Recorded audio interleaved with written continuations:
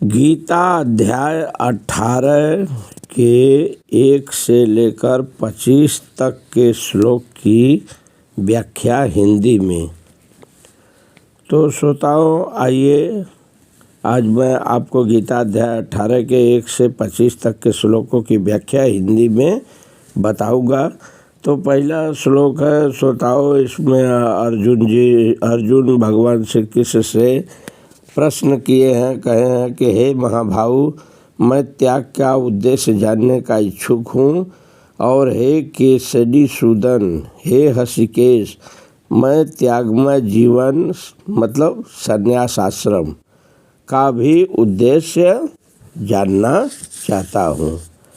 जैसा कि श्लोक में भी है श्रोताओ, संन्यासस्य महाभावो तत्त्वमिच्छामि वेदितुं त्यागस्य च हृषिकेश पृथकेशनि सूदन। तो ऐसा करके जो है प्रश्न किए हैं, तो भगवान ने जो है उत्तर बहुत बढ़िया दिए हैं श्रोताओं। इसका जो है जैसा कि श्लोक है गीता अध्याय 18 का दूसरा श्लोक है, काम्यानां कर्मणां न्यासं संन्यासं कवयो विदुः सर्वकं फलत्यागं प्राहुस्त्यागम विचक्षणाः।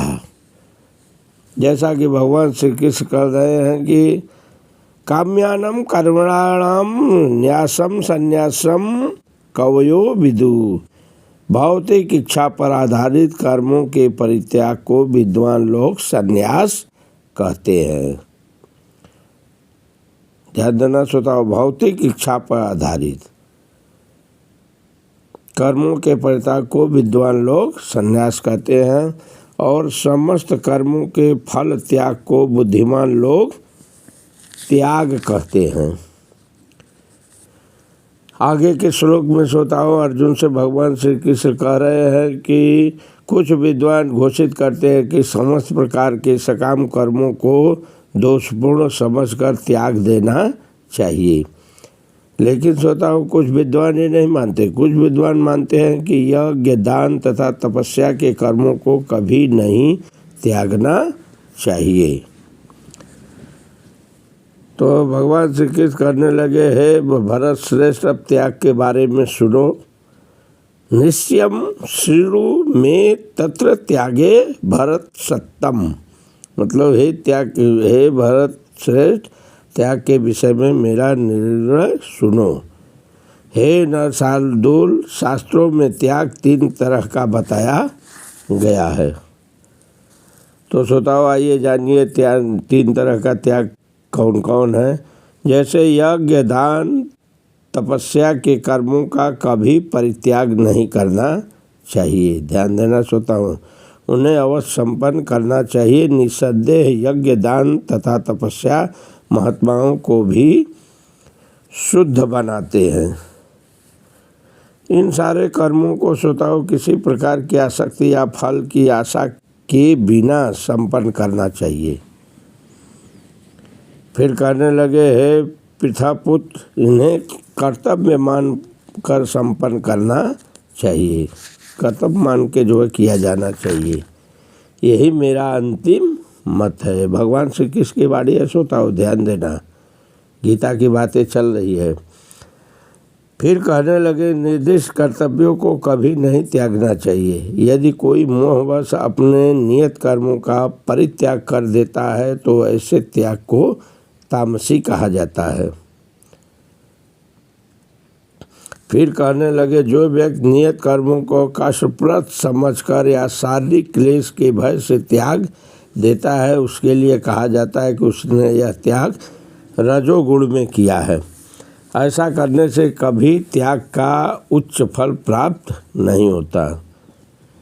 और सात्विक त्याग के बारे में श्रोताओं जान लीजिए। हे अर्जुन, जब मनुष्य नियत कर्तव्य को करड़ी मानकर करता है और समस्त भौतिक संगत तथा फल की आसक्ति को त्याग देता है तो उसका त्याग सात्विक कहलाता है। फिर कहने लगे, सतोगुण में स्थित बुद्धिमान त्यागी, जो न तो अशुभ कर्म से घृणा करता है और न शुभ कर्म से लिप्त होता है, वह कर्म के विषय में कोई संशय नहीं रखता। निसंदेह किसी भी देहधारी प्राणी के लिए समस्त कर्मों का परित्याग कर पाना असंभव है, लेकिन श्रोताओं एक बात है, जो कर्म फल का परित्याग करता है वह वास्तव में त्यागी कहलाता है। जो त्यागी नहीं है उसके लिए क्या है, इष्ट, अनिष्ट तथा मित्र, ये 3 प्रकार के कर्मफल मृत्यु के बाद मिलते हैं। ध्यान देना श्रोताओं, इच्छित, अनिच्छित और मिश्रित, ये 3 प्रकार के कर्मफल मृत्यु के बाद मिलते हैं, लेकिन जो सन्यासी हैं उन्हें ऐसे फल का सुख दुख नहीं भोगना पड़ता। त्यागियों की बात है श्रोताओं, मृत्यु के बाद उन्हें फल मिलते हैं, लेकिन जो सन्यासी है उन्हें ऐसे फल का सुख दुख नहीं भोगना पड़ता। बहुत इम्पोर्टेंट है श्रोताओं ये। फिर कहने लगे, हे महाभाव अर्जुन, वेदांत के अनुसार समस्त कर्म की पूर्ति के लिए 5 कारण है। अब तुम इन्हें मुझसे सुनो। आइए श्रोताओं जाने 5 कारण क्या भगवान बताए हैं अर्जुन को। तो कर्म फल का स्थान मतलब शरीर, कर्ता, विभिन्न इंद्रियां, अनेक प्रकार की चेष्टाएं तथा परमात्मा, ये 5 कर्म के कारण है श्रोताओं, जान लीजिए इनको जो है ध्यान से। फिर कहने लगे, मनुष्य अपने शरीर, मन तथा वाणी से जो भी उचित या अनुचित कर्म करता है वह इन 5 कारणों के फलस्वरूप होता है। इस तरह जो इन 5 कारणों को न मानकर अपने आप को ही एकमात्र कर्ता मानता है वह तो निश्चय ही श्रोताओं बहुत बुद्धिमान नहीं होता। वस्तुओं को सही रूप से वह देख नहीं सकता। जो मिथ्या अहंकार से प्रेरित नहीं है, जिसकी बुद्धि बधी नहीं है, वह इस संसार में मनुष्य को मारता हुआ भी नहीं मारता, न ही वह अपने कर्मों से बधा होता है। ध्यान देना श्रोताओं, बहुत इम्पोर्टेंट है ये श्लोक। ज्ञेय तथा ज्ञाता, ये 3 कर्मों को प्रेरणा देने वाले कारण हैं। इंद्रियां, करण, कर्म तथा कर्ता, ये 3 कर्म के संघटक हैं। प्रकृति के 3 गुणों के अनुसार ही ज्ञान, कर्म तथा कर्ता के 3 भेद हैं श्रोताओं। अब तो मुझसे उन्हें सुनो। भगवान श्री कृष्ण कह रहे हैं अर्जुन से, बताने लगे, कहने लगे, जिस ज्ञान से अनंत रूपों में विभक्त सारे जीवों में एक ही अविभक्त आध्यात्मिक प्रकृति देखी जाती है, उसे ही तुम सात्विक जानो।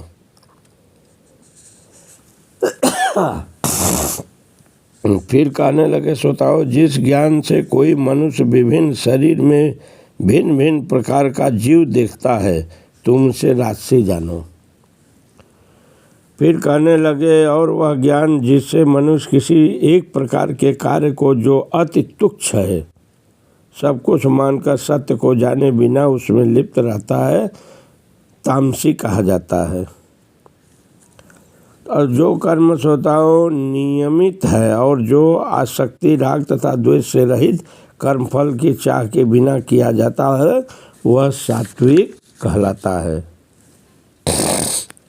लेकिन श्रोताओं, जो कार्य अपनी इच्छा पूर्ति के निमित्त प्रयासपूर्वक पूरे मिथ्या अहंकार के भाव से किया जाता है वह रजोगुणी कहा जाता है।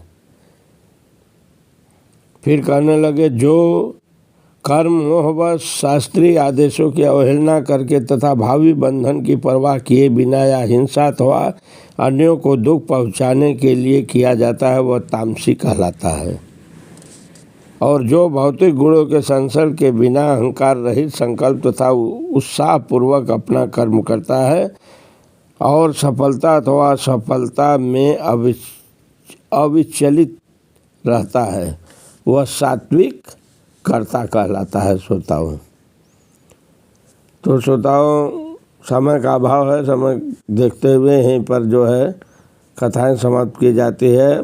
इसका 27वें श्लोक से लेके 56वें श्लोक तक का हिंदी में अर्थ आप लोगों को अगले वीडियो में बनाऊंगा। तब तक के लिए एक बार प्रेम से बोलिए वृंदावन बिहारी लाल की जय।